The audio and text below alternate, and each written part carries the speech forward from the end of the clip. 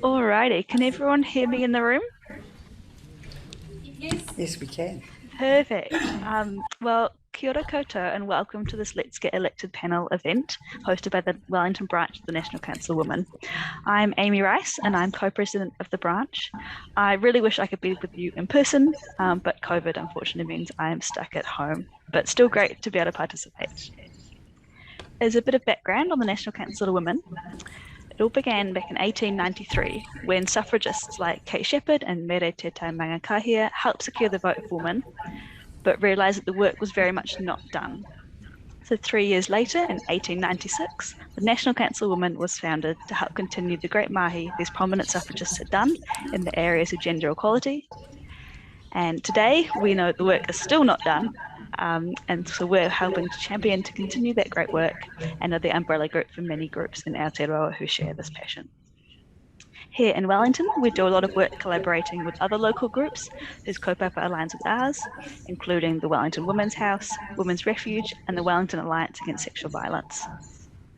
To find out more about us, check out our website and our social media pages. And if you'd like to grab a Zoom coffee for a chat, please flick us an email and we'll set something up. Now, back to the panel.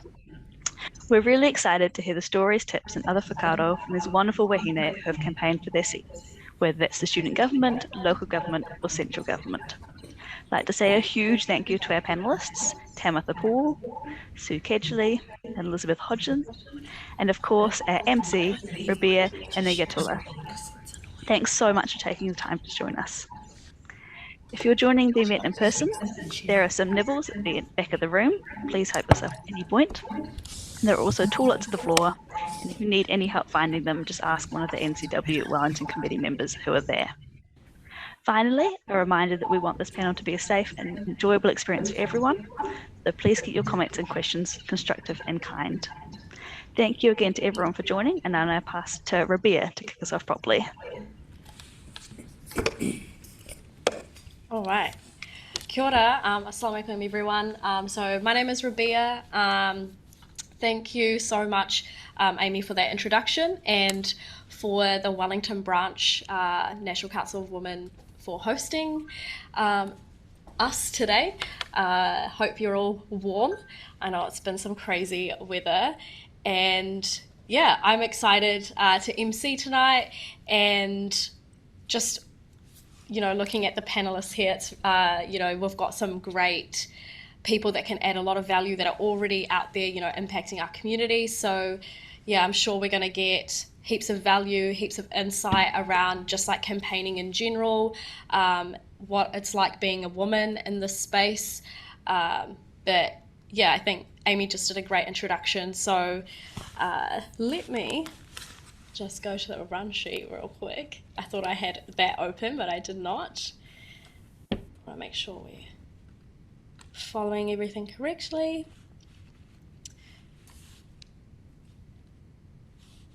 All right. So yeah, I think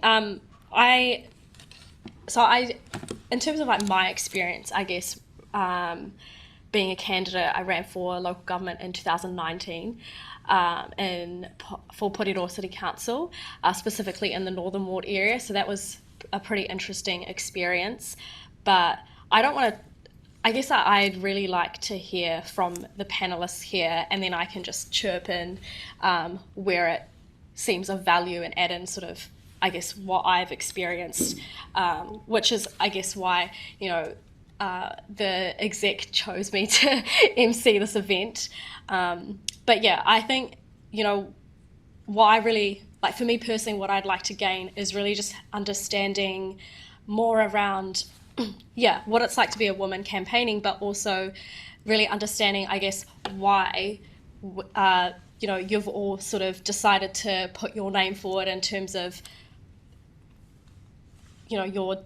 your experience, but also Tam with like her local elections, and Sue with more of that general politics and that sort of general election area. So I think what we'll do is we'll give each speaker sort of 5 minutes to maybe share around their experience, how it's been so far, running a campaign of some sort, and then we can delve more deeper into some questions and we'll go from there. Yeah, so I'll start to my right. Kia ora everyone, ko Elizabeth toko ingoa. I am one of the co-presidents of the Massey at Wellington Students Association. I hail from Tauranga originally, and I've been in Wellington since 2020. I study at Massey University. I'm currently in my final year studying a Bachelor of Creative Media Production, majoring in film, which is all very exciting. And how I got into politics, well, student politics, was really just a bit of innocence and naivety in terms of wanting to be a part of a community, especially in university. I had kind of dabbled in leadership through like student executive and house captains in high school, and I just knew that I loved to lead and loved to be a voice for people and just use my confidence to kind of uplift others, and I just knew that joining Morsa would offer that, but I was quite innocent in thinking that. I didn't really know what I was getting into. So in 2020 I ran for the College of Creative Arts representative, and I didn't get it, and I was like, oh, okay. And I was like, whatever, wasn't too bummed about it, but I was definitely like, oh, I thought I would and I didn't. Maybe I wasn't good enough, maybe I just didn't have enough experience, but throughout the year and keeping communication up with Morsa and finding out what they do, 2 weeks before their elections, their education vice president encouraged me to run for vice president. And I was kind of like, are you sure? Like, I couldn't even get the COCA rep. Like, it was a really weird jump going from one of the small 10-hour officer roles to the 15-hour vice president role. And I was kind of like, you know what? Whatever, let's give it a go, let's try. And I got it. It was really, really, really weird.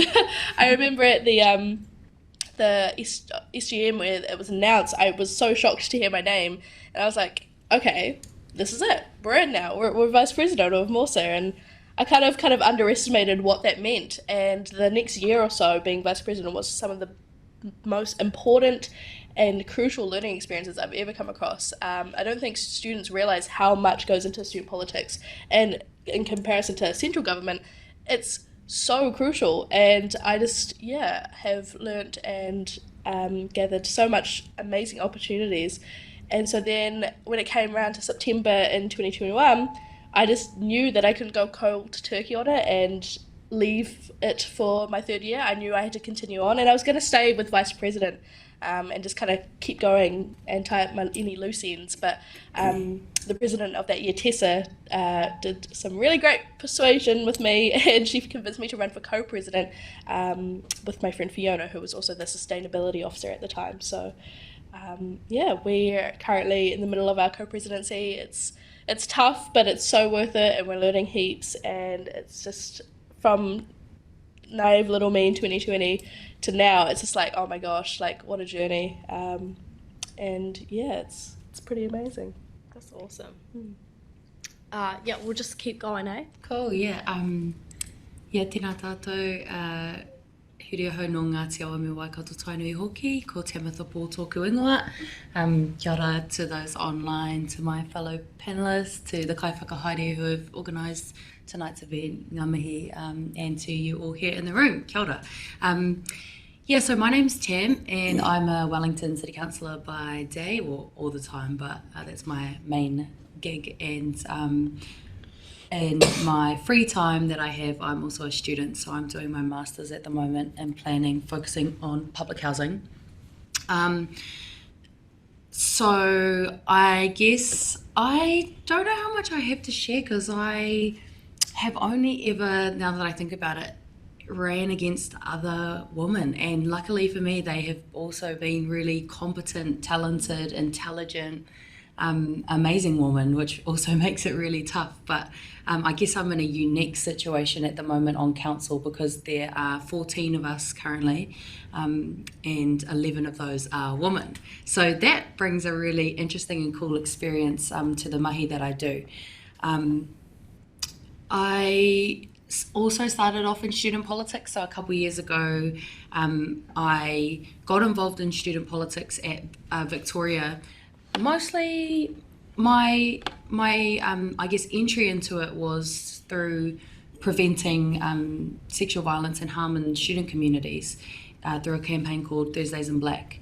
And I guess I came from a rural town in the Waikato, and I didn't know about a lot about student politics or organising, but through that kaupapa and being really passionate about reducing that harm and bringing attention to how prevalent it is in student communities, I was able to get involved in student politics, and it's been really cool. I think the biggest thing it's taught me is that politics is not what happens at the beehive, and it's not what happens around the council table. It's really that collective organising in communities. It's these kinds of events. It's having these discussions. And I think something I've learned from the women I've been working with around me is that that is the way that we do politics. We do it in a way that is very collective. We like to bring people along with us. That's where we draw a lot of our power from, is from the collective. And it's been interesting for me being a councillor, because although there's some representations of me as like this feisty young activist, really my politics are rooted in aroha for people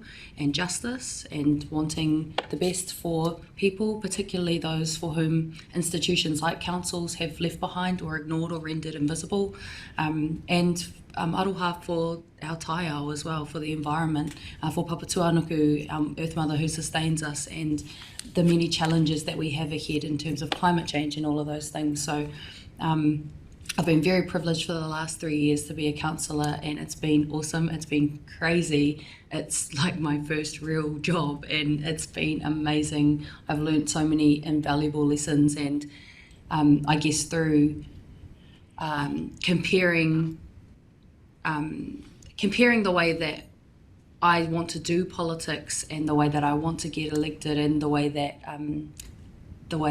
other styles of leadership, and I guess more masculine styles of politics and leaderships, has really contrasted for me and shown me how I don't want to lead and don't want to be elected. And I think, there's lots more, but that's basically me in a nutshell. Kia ora. Well, kia ora koutou, ko sukechli aho, and greetings to all of you here, and if there's anyone listening on Zoom. Well, the late American Supreme Court Judge Ruth Ginsburg, and goodness knows we all wish she was still there. Anyway, she said we need women in all places where decisions are made. And of course, that includes local government, because if we don't have women in all places where decisions are made, we end up in a situation such as in Papua New Guinea today, where there is a parliament entirely comprised of men and there are no women. And if there are no women, we don't have the women's voice, we don't have the women's priorities, women's issues, etc. on the table. Well, just to give a bit of historical perspective, when I was elected onto the Wellington City Council, in 1993 I ran a suffrage event, Women in Local Government, and at that stage there were less than 20% of women in local government, and it was very, very difficult because of attitudes towards women for women to stand and get elected. And today I had a meeting with Local Government New Zealand, and they informed me that there are now that women make up 40% of the councillors in local government, which is tremendous. I mean, we need to strive for 50%, but I was impressed that it was already 40%. But also they said their research, and they've done a lot of research in this area, shows that women are more likely to be elected than men. So we've changed that around from it being a sort of major impediment to being more likely to be elected. It's just that fewer women stand. So if we are to be in all places where decisions are made, we do need to stand for local government, and we need to be there as in Iceland, where it's 50%, not 40%. But the interesting thing is, when I was asked to speak here, I sort of thought, I'll just add up how many times I've actually been stood for office, been elected into office, and it turned out it was something like 19 or 20 times. But it all began, interestingly, the same for Elizabeth and Tamitha, in student politics. but it was not just the other day, it was 53 years ago in 1967. For some bizarre reason, I decided to stand for the Victoria University Students' Executive, and then I got on for 2 terms. And there were only a couple, the whole of Victoria University was basically a boys' club. But I managed to get on to this student executive, and that really was my initiation into politics. And also, I always say I learned far more in this on the student executive at Victoria University than I ever learned attending classes and getting a master's degree and so forth. So I can't emphasise enough how valuable and important it is to get onto the student executive, what a training ground it provides.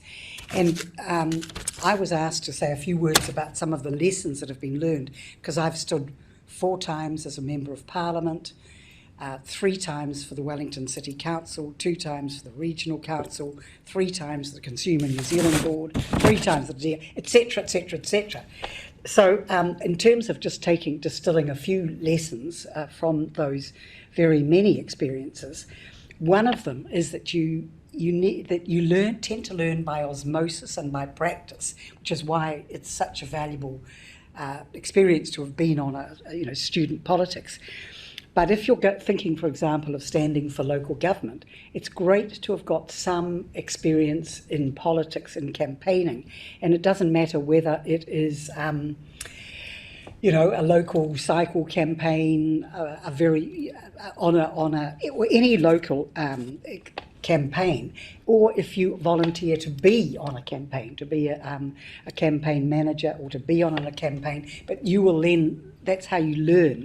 It really is, it's a bit like an apprenticeship, a trade apprenticeship. The best way to learn is not by reading any books, it's by actually participating and being active. And you can start and then sort of progress in steps. The other thing I would say, because we've got these elections coming up this year, a lot of people make the mistake of just suddenly getting a rush of blood to the head about 3 months before the elections. I'll put my name in and I'll stand for the council. And that seldom works. So really, ideally, you have to think ahead. The earlier you think about standing for council, the better, because then you can prepare. But also, people want, first of all, they tend to want people who have been involved in the community. So I always say, if you're interested in being in council, well, get involved, whether it's in your local residents association, whether it's in local issues in your community. People do want to know that that you really care about your community. You're not just standing because you've suddenly thought that might be a good idea. And also, people want to know where you stand. And I was listening to the guy who was recently elected to the Tauranga by-election, and he was asked about why he was standing there. He said, well, I want to make the world a better place. And I thought, well, that just doesn't wash. Everyone wants to make the world a better place. People want to know, where do you stand on issues? What are your priorities? What are your passions? So, you really need to be very clear about why you're standing, and hopefully it's not just simply because it sounds like a good idea to be on a council. Yeah, well, and actually, as a matter of fact, that's something else.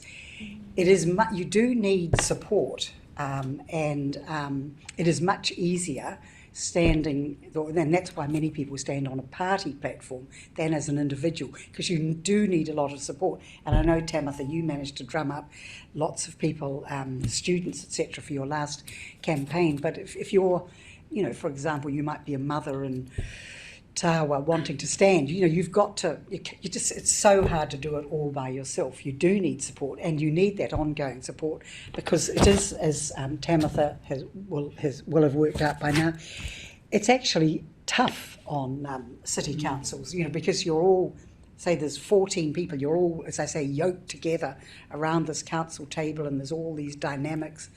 And I found it, I think I find it easier being in national politics oddly enough, than being in the city council politics because of the intensity of those personal interactions and et cetera, et cetera.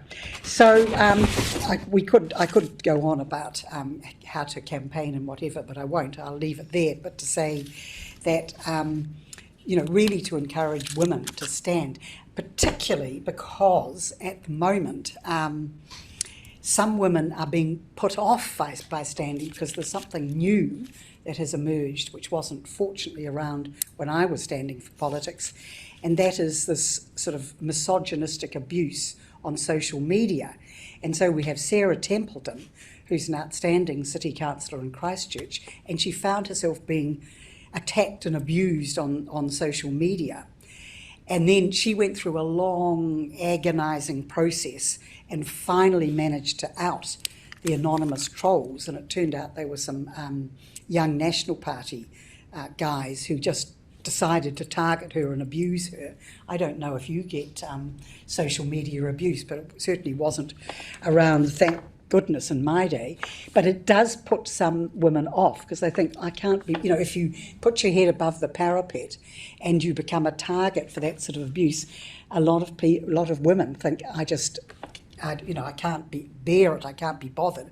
But of course that is exactly what these misogynists want. They want to silence us, they want to shut us up and to put us off standing for politics. So I don't know if you've had to deal with that, but it's yet another impediment to women, not just in national government, but also in local government. But despite all of that, I would strongly encourage all women to consider standing for local or anywhere, any other. I mean, I've had great satisfaction on the Consumer New Zealand Board. Again, that's an elected position.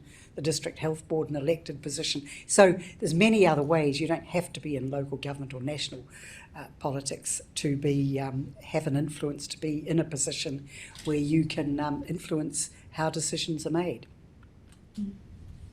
Awesome.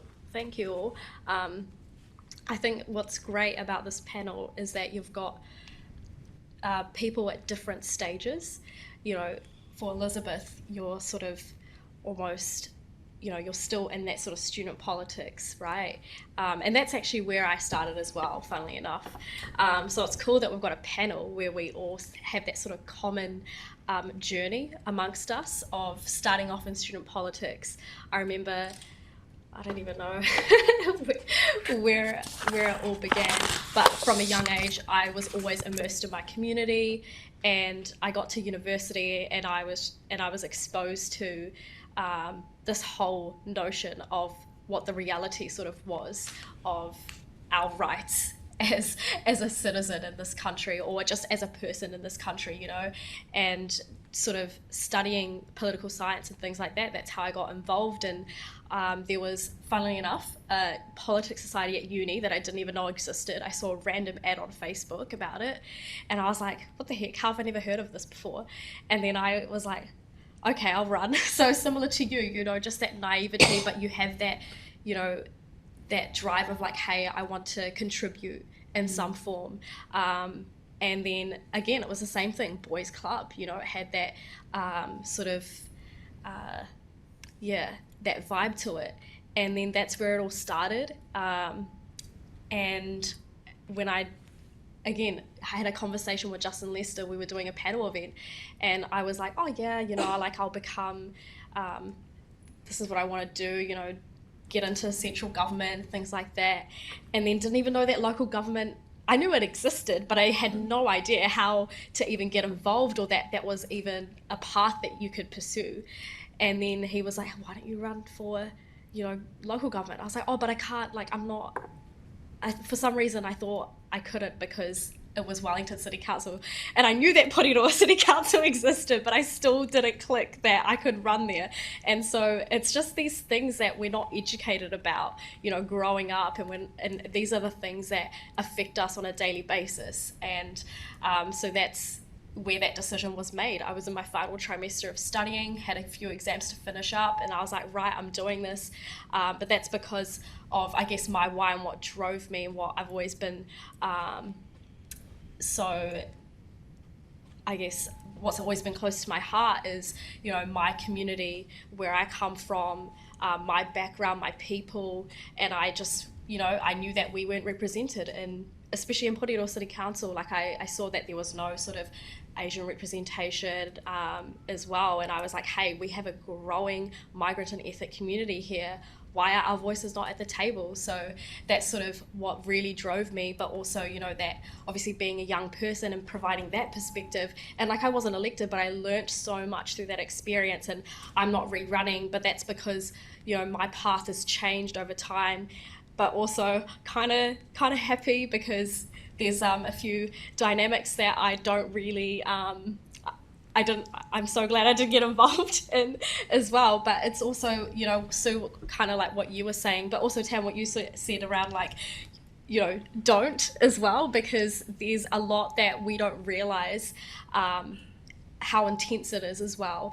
But I think, you know, at least starting in terms of, hey, like, you know, student politics or a club or, you know, community groups, like I think what I found now through going through that experience is that my path, I feel, lies more within the community and pursuing that space and, you know, being able to make change in that area.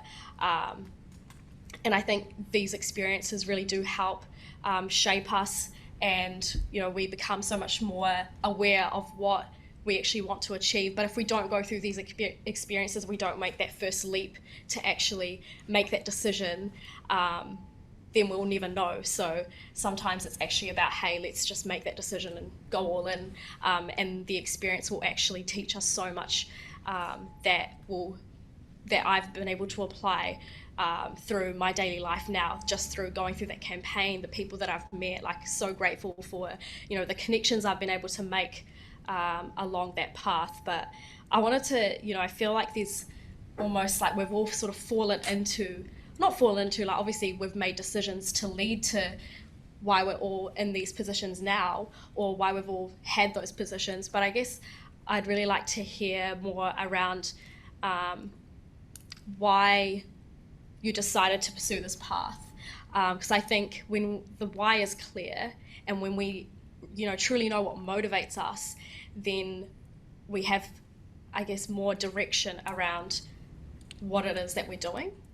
So yeah, I don't know, Elizabeth, if you want to touch around that. Yeah, absolutely. So in 2020, when I first was involved in a Morsa election, it was for the College of Creative Arts rep. And at the time, I was a first year student, pretty excited about starting uni, and I was studying an arts degree. So I was like, what better person, you know? I had a loud mouth, I had no wavering confidence. Like, I was there and I was like, right, I can do this. And I think it was along the lines of like, in previous contexts of being on the student council in high school, I just knew that my efforts in being involved in those kind of roles worked. And not saying like I was successful all the time, but I just knew that I had the tools and the support and the privilege to be in those roles. And so I was just like, you know, why not? And like, I love the arts. It was really like important to me to get that heard at the table. And I just was like, why not, really? It was, again, fleeting decision, but when it came to last year and going into the co-presidency election, Fiona and I knew what we needed, and it was that whole prioritisation of, you know, accountability and representation and accessibility, and just reflecting on my values in 2020 versus last year, and just seeing how that changed. It's just really, really interesting to me, and I think that came through my loss in 2020 and then my vice presidency in 2021. And I think I wouldn't have gained those values or will open them up as much as I have now without that experience. I just think, you know, I'm passionate about a lot of things, whether that's, you know, like encouraging people to speak up, or like getting involved in like pop culture or local news. And it's just like, just get stuck in. I'm really like passionate about getting stuck in. So yeah, that's awesome. What about you, Tam? My why? I think I honestly just think at the time of making my decision to run for various roles, there were obviously like different reasons for that. But I think the key one that I had to come to grips with myself was genuinely believing that I was the best person for the job, amongst other things. And I think that's really important because, like Sue says, women might be more likely to be elected, but we don't put ourselves forward for that role. And that's something that I'm always saying to, especially young women, is that, you know, we should have the confidence that men have, because even if they are totally incompetent, they put themselves forward, you know, for everything, and they just fail upwards their whole life. And it's like, we totally should be in these roles and should be confident and should back ourselves, because the likelihood that we will get in is high, like Sue said. So, and that was always really frustrating to me, because when I look at when I was president of VUSA, I think within like a 10-year period, I was the only woman that we ever had. I was the first Māori woman that we had in the 122-year history of VUSA. And it's been frustrating in the years since, because we've had, I think, like 4 male presidents since I left, and like there's been such amazing women go through, and I'm just like, what do you need? Like, I'll pay for your campaign. It's like $250 budget limit. Like, I'll pay for your campaign. I will come with you. I'll like help you. And So why aren't they? I think it's they think that they won't get it, especially against men, and they think that.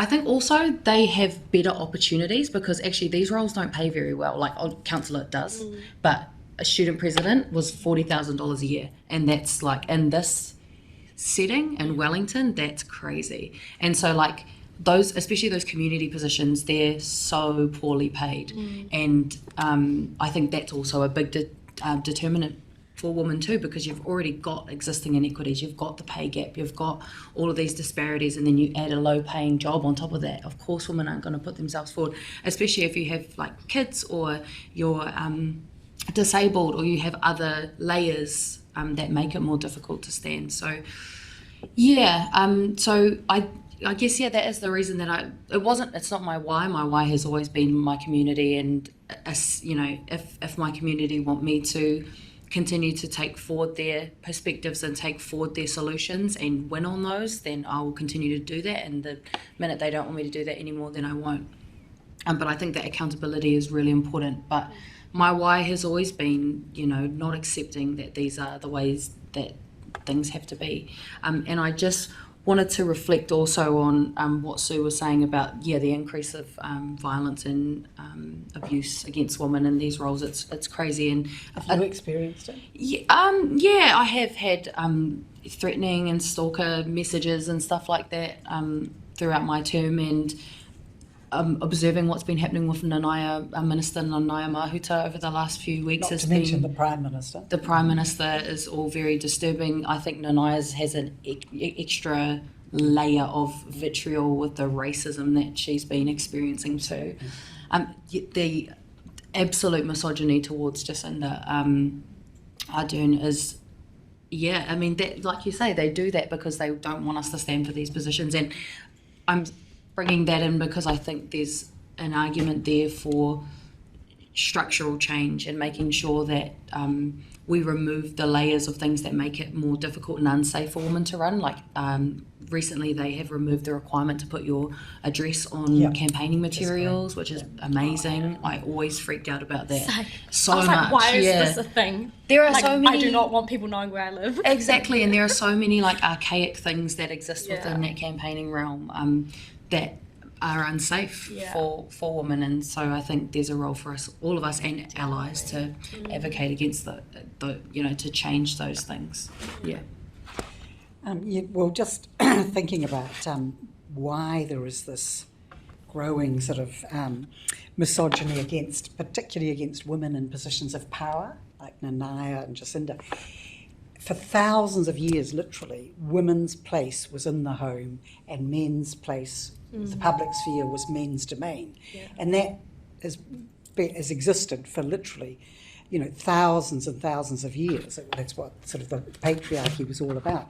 And so for some men, the idea that we're getting out of our place in the home and going into the public sphere is like the sort of the last straw. And so there's a particular focus on and resentment about women getting into public roles. So that seems to be what is behind it. But we must not capitulate and, give up given all of that abuse. But it does suggest, as Tamitha says, you do need a reasonably thick skin. Or what I always said, the most important attribute I had when I was in particularly like the council politics was what I called a Zen attitude. In other words, that you did what you could do, but then you just had to stand back and say, I've done my best. Because if you take it personally, and a friend of mine was on the council with me, and she took everything so personally, and she couldn't sleep, and she got so emotionally involved, and it really tore her apart. So that is something else. You need a certain level of being zen and being detached. I think that point about how men just, will put themselves forward. I think some people say that men tend to, if they vaguely know about 40 to 60% of a job, they'll put themselves forward and think, well, I can learn the rest of it, on the hoof.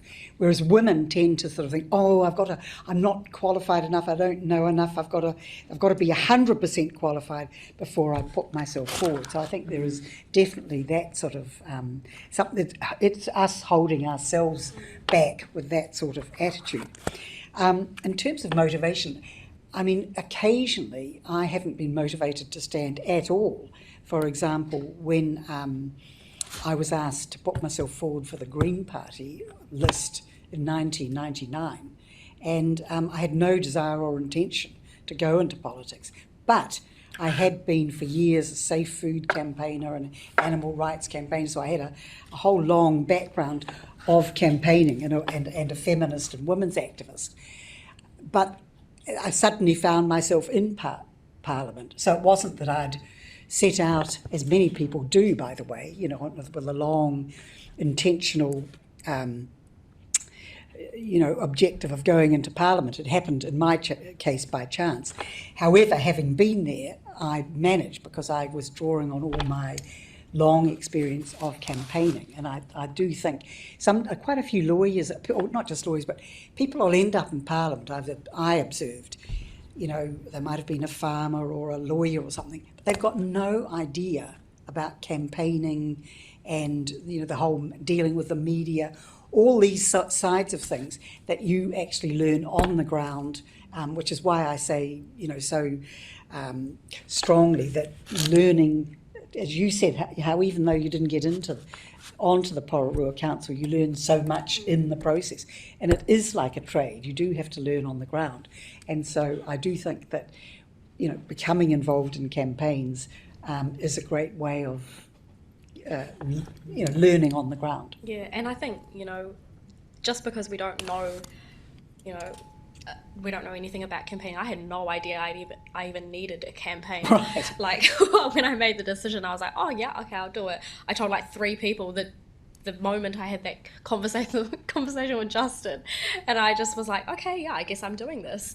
But then I was fortunate enough to actually be good family friends with Mike, who was the current mayor at the time, and he was like, oh, you need to do these things, and I was like, oh, all right. So yeah, a lot of it was just learning on the go, but that doesn't disqualify us from being the right person for that role, because our communities need us there.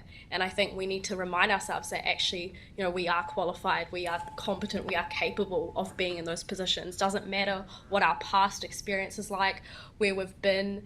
I think when you have that strong desire to actually, really want to make change, and we all have our own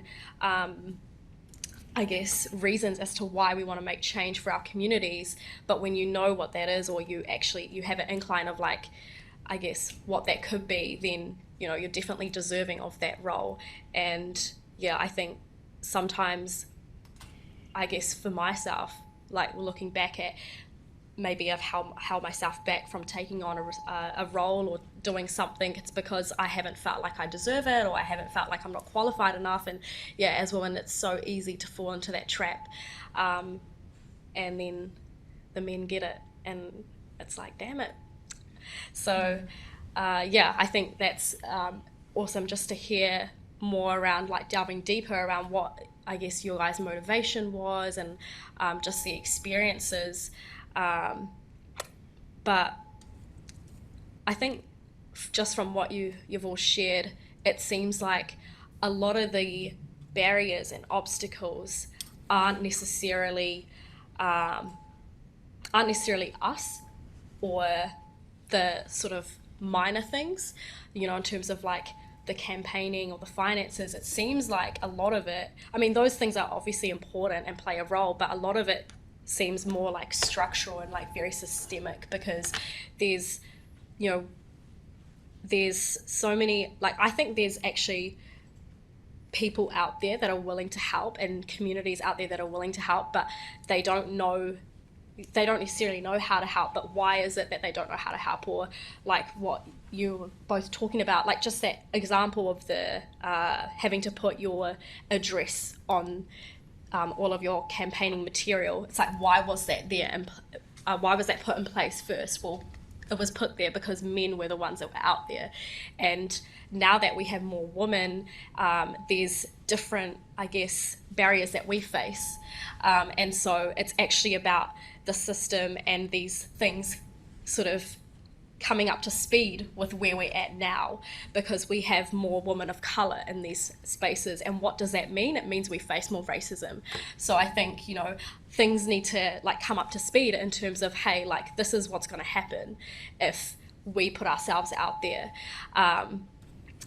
So I guess what I'm trying to allude to, or what I want to for you guys to touch on, is like, what is it that you think maybe others can do, and others could be like anything, could do to support women that are wanting to get into those positions?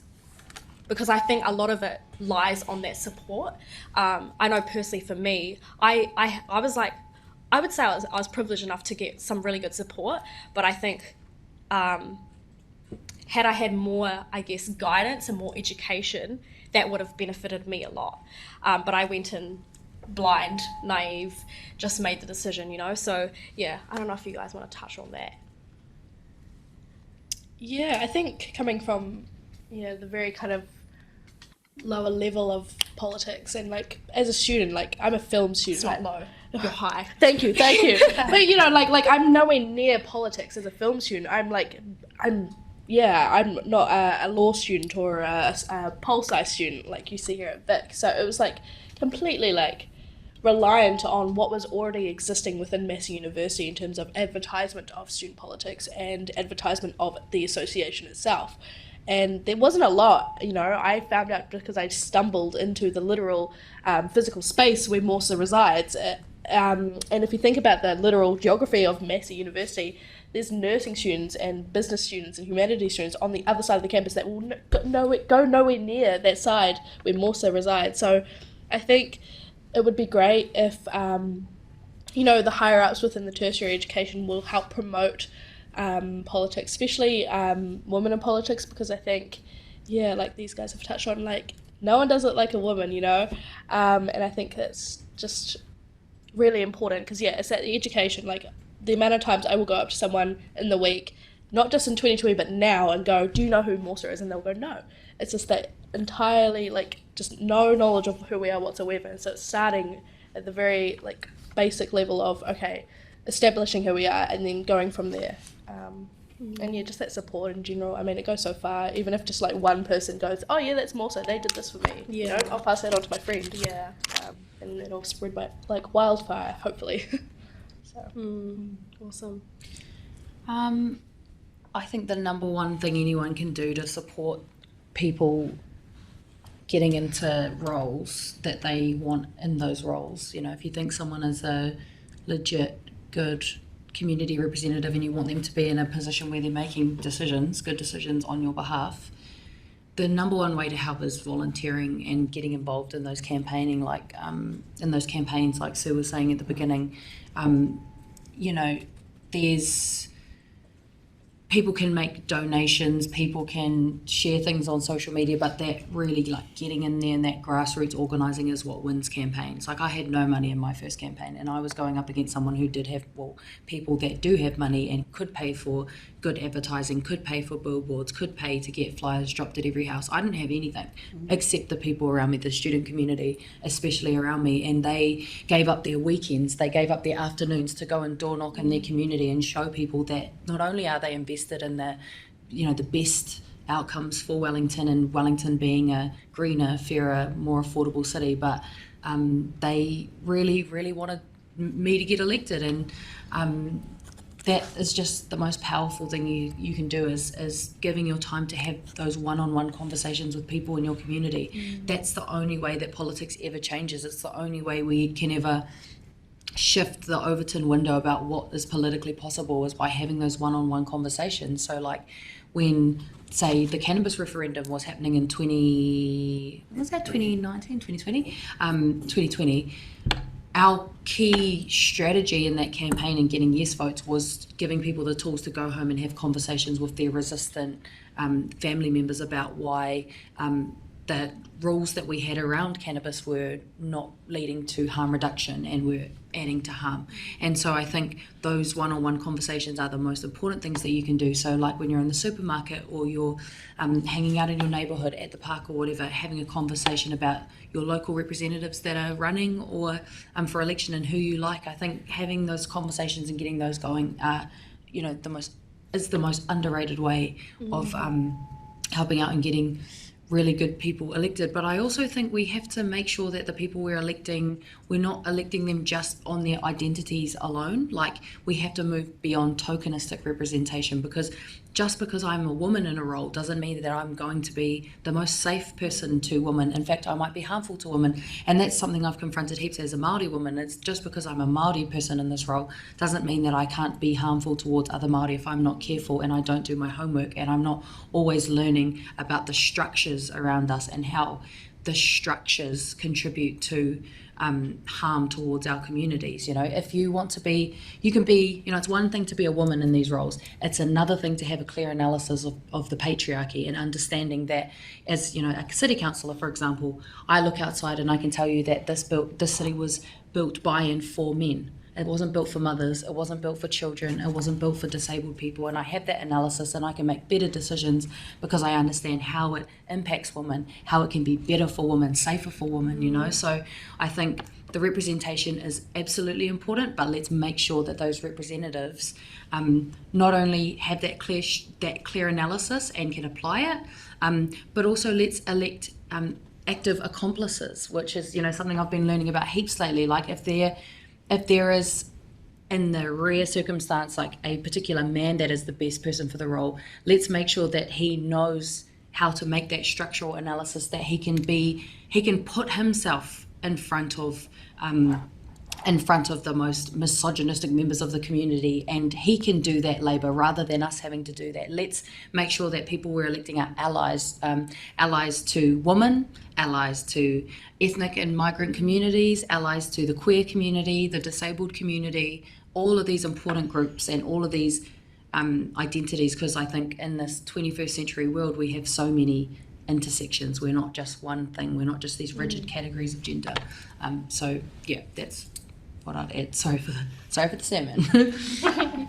I'd agree that you know, supporting women at this point we're talking about women, and I do agree with you. You know, we've got the Margaret Thatchers of the world. We could think of a few nearer to home. So we can't, you know, just because you're a woman doesn't automatically mean that you will push for women's interests. However, when I look back on the history of women in New Zealand, up until the 70s there had only ever been 11 women in Parliament, and women's issues were just ignored. I mean, it just, because men had made the decisions. They were running New Zealand, they were running the economy, they were running everything. And it just, you know, there wasn't even, I mean, domestic abuse, violence, there were no women's rape crisis centres, there were no women's refuges, there was no paid parental leave, there were virtually no creches, because there were no women in there to really push these issues. And really almost all the legislation that has taken place since the 70s has been hard won and hard fought for and almost always championed by women, working with women's groups like the National Council of Women and other groups pushing for change. And, you know, when I was in Parliament, that's when we finally got paid parental leave. It took a huge campaign to get paid parental leave, a huge campaign. I had a bill, the Flexible Working Hours Bill, that was trying to say that we could we should be able to work flexibly, not just 8 hours at a time. Huge opposition to that. In fact, I remember some of the businesses saying they'd have to relocate offshore if we brought in the right to work flexibly, because it would be so disastrous for their business, etc. Well, now, of course, everyone realises if you want to attract people, you've got to provide a flexible working environment. So all of these, just thinking of so many pieces, sexual discrimination on the basis of sex, which was endemic in 1971 when the women's liberation movement began. And I always like to get this in because I think a lot of people don't really know about the recent history, just assume that things have progressed. But, back in 1971, there were women's jobs and men's jobs that were advertised in advertisements, and women were paid about 60% less than men. And it was absolutely assumed that if you were working, which tended to be as a receptionist, a nurse or a teacher, that you would automatically give that job up as soon as you got married or had children. So that was just how it was. Women did. So all of these changes have been brought about by women going into Parliament, campaigning at the local level. And Tamitha is right. You know that if you look at the photos of Wellington councillors, basically for years it was just a men's club. Actually, I'm completely amazed that you're paid to be a student president. Certainly there was no payment back in the day. And in fact, even as regional and city councillors, the only thing you used to get was a library ticket and a bus ticket. There was no pay. So that has certainly changed. But anyway, and in terms of barriers, there are still systemic barriers. And just today, the National Council of Women, a group of us, have been looking at the issue that there's no paid parental leave for women in governance, in boards or in local government. So we met with Local Government New Zealand today, and we worked out that a way, namely that there is something called a leave of absence in local local government. And we said, well, why don't you just make an entitlement that anyone who wants to go on parental leave can automatically apply for a leave of absence, be paid for it, and by the way, they should have an entitlement to be paid for their childcare expenses, etc. And we went through all of these things, and they basically agreed to it. But here we are in 2022, and it hadn't really sort of occurred to people that there might be some young parents or young women with children who might want to be in local government, but might get pregnant and might need to take a few months off. So yes, there are very still systemic barriers that make it more difficult for women to participate, and particularly the fact that women are still, for the most part, running the home and doing 2 jobs.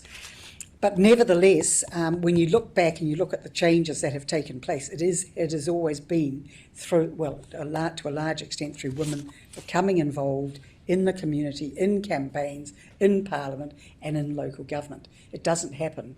It happens by collective effort, not by just us sitting individually and wanting to bring about change. Definitely. That's crazy, That last point that you just touched on. Man. Awesome. Thank you. Those were like really great answers. I wish I was able to type notes right now, but I don't want to, I don't want to seem rude. But Amy, I don't know what, I see Amy's name here, so I'm looking at you instead of Amy. Elizabeth, just a question for you. What was the biggest challenge you faced during your campaign? That's a great question. Thank you, Amy. I think the biggest one was gathering interest. It's kind of when you're this like loud, in-your-face girl on campus yelling, vote for me, and you've got no idea what she's bloody talking about. It's kind of like, oh, no thank you, I'll pass, and I'll go to class now, And so it's really like making an image for yourself while also promoting what you're about, so getting their attention but also driving home what your values are and what you're campaigning for. And it was, in my first one, it was a real struggle because I just had no idea what I was doing. Like I said, I was just in this completely blind, but I had a really cool poster that my friend designed, and I just, it was called Vote Lizard, so I just used that and drove that home. But I think it was just like, kind of picking up, like, I know I'm confident, but it's kind of like one thing to go up to random people in campus cafe and just go, hi, will you vote for me? Here's why, Yeah. And I think that got better over the past 2 years, but it was definitely unnatural at first. And I think that kind of comes into like, the structure of student politics and politics in general isn't really, it's, built for men, so. Yeah. I can relate to that one in terms of like you're trying to have a conversation, but I think what I found is yes, it is built for men, and so it feels unnatural, but I think people buy into the person as well. That's I think what I found when you're having those conversations, and like just a side note, I think a key thing here that I feel like I would have like appreciated support in was just how do I go about having these crucial conversations or these tough conversations, because you're going to face a lot of those, and like what are some effective ways where I'm having a conversation. I had a conversation with someone, staunch Christian, and here I am, this like Muslim girl, like trying to advocate for the things in my community, but just with the lessons that I've learned through my mentors and the way that I'm able to have conversations with people, that actually equipped me for a genuine conversation with that person. And so like being able to tackle those things, like, having those, I guess, that support would have been great. But so a question I have for Tam was, so someone asked, I feel conflicted. I think it is unfair on the whole for parties to endorse candidates, as it doesn't seem, sorry, I'll start again. I feel conflicted. I think it is unfair on the whole for parties to endorse, as it doesn't make it an even playing field. Doesn't standing for a party end up with pressure to follow party lines rather than being community-led, rather than advocating for your community needs? So I guess maybe just touching on that sort of party, like being endorsed by a party, and sort of how that relates to local government, I guess. I honestly couldn't tell you, because I just got endorsed like a couple of weeks ago, and I don't know what that's going to look like on my campaign and stuff. But to me, I think being a part of a political party in a political context makes absolute sense, but so does being an independent. So my first term I was obviously independent. Second term I'm endorsed by I'm the Green Party councillor candidate for the Pukehina Lambton ward.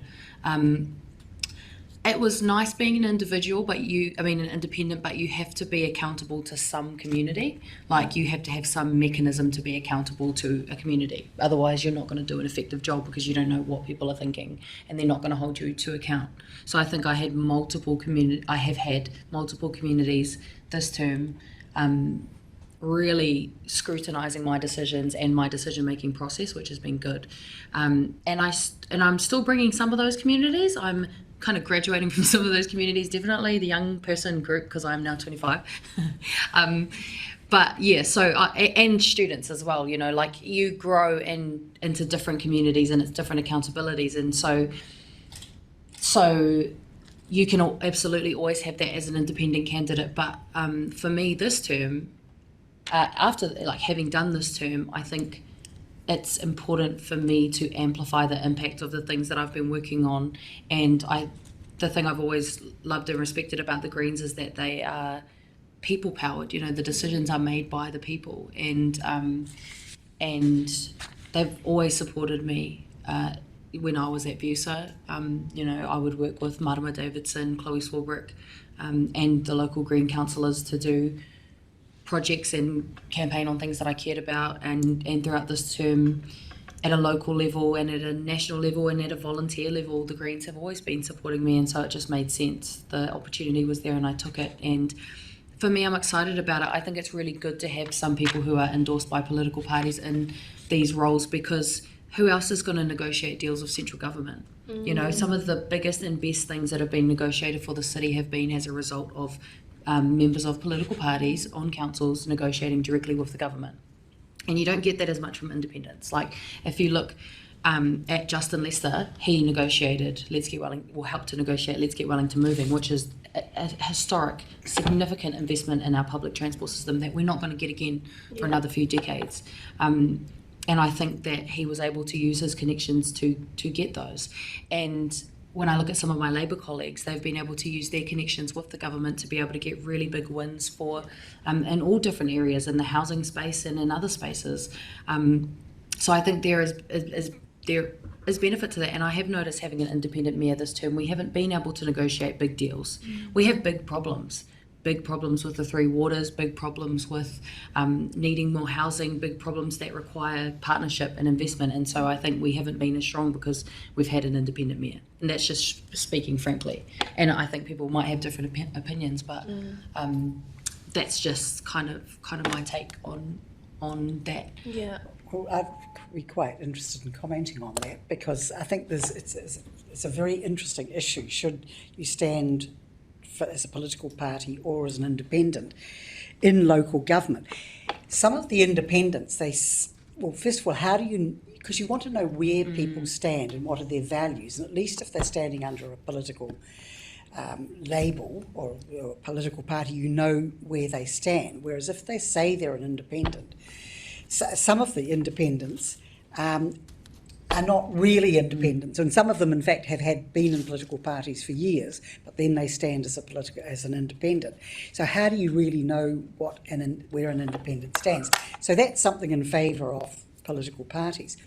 On the other hand, so I stood as a Green in 1992 first when I got onto the City Council, but then at one point in the next election the Greens joined the Alliance.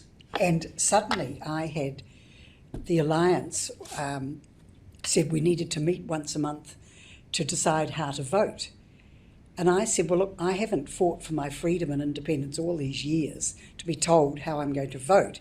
So I withdrew from that, from being an Alliance candidate, and stood as an independent.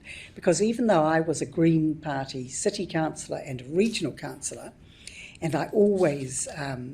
all my decisions were based on the principles of the Green Party, I absolutely would have objected to anyone telling me how to vote. And so I understand that, you know, some people see party politics as, are we going to have these councillors who are basically just puppets of political parties? So I think it's really important that if you are endorsed by a political party, as you are, Tamitha, that you're not instructed how to vote. Because otherwise, how are you really representing? Are you there to represent your community, or are you there to deliver on party policy? So the Green Party has got, you know, very clear values, and I would say I could argue any decision I took on the basis of the Green Party values.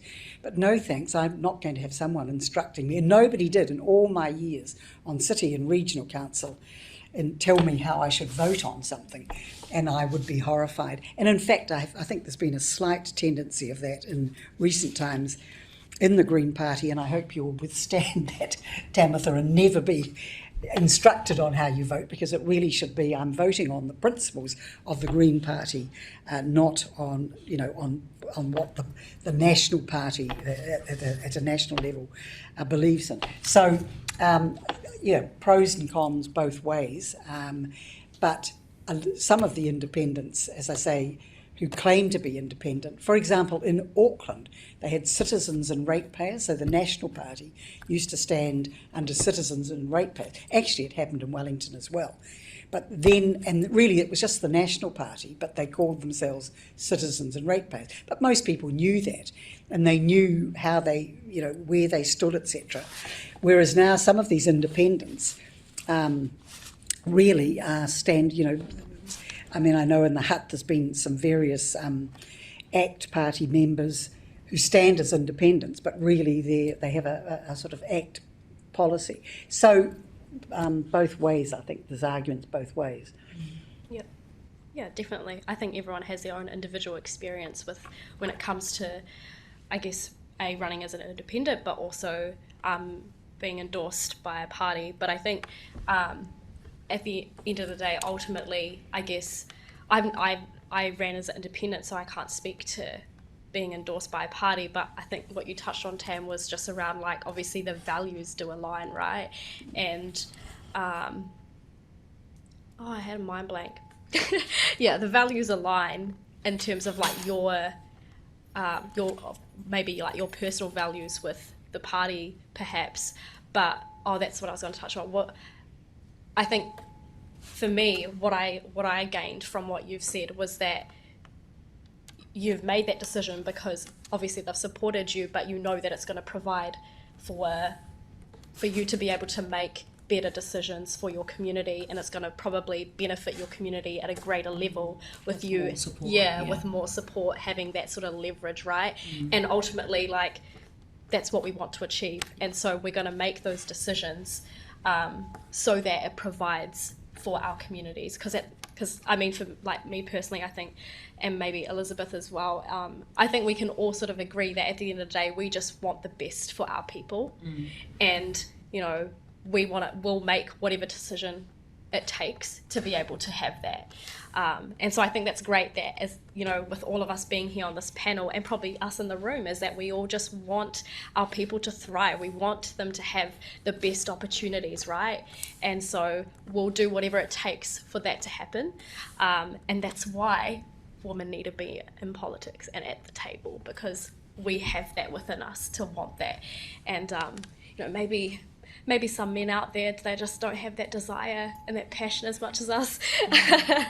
But that's cool. So I guess just to wrap up, final question, and we are running slightly over time, so if we could just quick fire.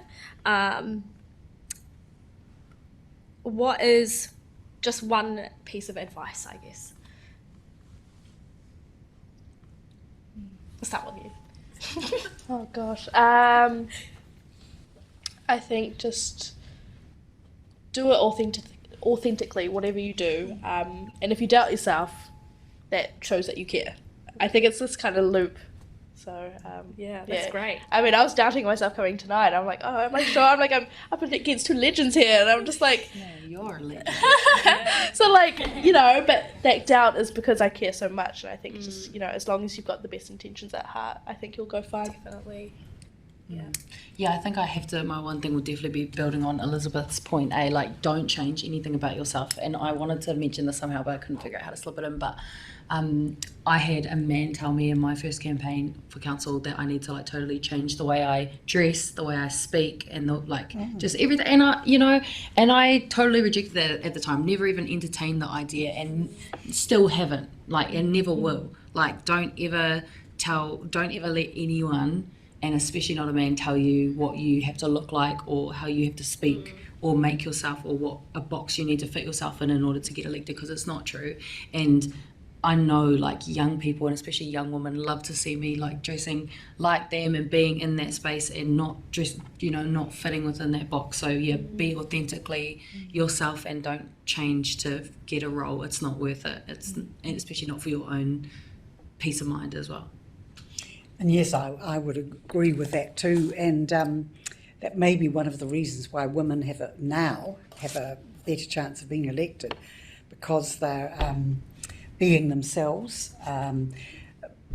So yes, and some of the best candidates, and some of them who've been quite surprising, people have been surprised they've been elected, are just authentic local people from the community with sincerely, held beliefs, who put themselves forward, and they may not have a very professional background or whatever, but people just relate to their authenticity and their passion. So I would agree with that. Yeah, I think that's what makes it so relatable, because then, you could be speaking, like, for example, Elizabeth, you could be speaking at a school and you are just you, and then there's a kid out there that looks exactly, that feels like they can relate to you. They're like, oh yeah, I could do what she's doing. And that's what we need. Like, we need people to feel that they can actually achieve becoming Prime Minister or all these crazy things that we never thought we could do. But then when we have people out there that look like us, that are the right person, like you said, Tam, then yeah, I think the world would be a bit of a better place, or contribute to being a better place at least. But I believe that concludes this panel. So shall I wrap? Okay, cool. So yeah, thank you so much for you all for coming, taking the time out on a Tuesday evening in this weather.